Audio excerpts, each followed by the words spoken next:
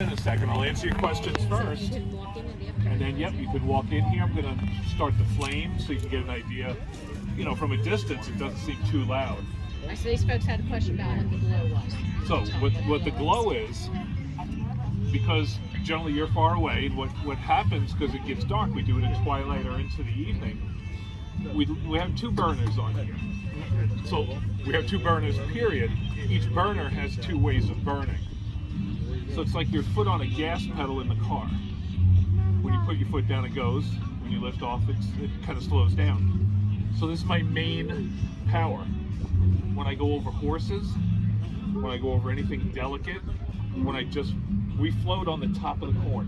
One of the coolest things this time of year is we skip across the corn. Like those of you that are my age, we used to have baseball cards that we put in the spokes on the bike. Yeah. Well, that's what it sounds like as you go over the corn.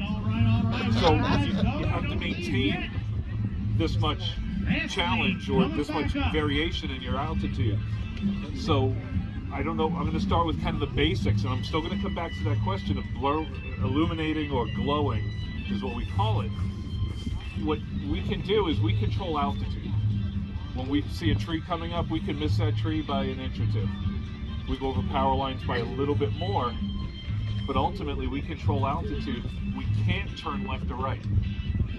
Right now, if you'll just follow me for a second, face this way.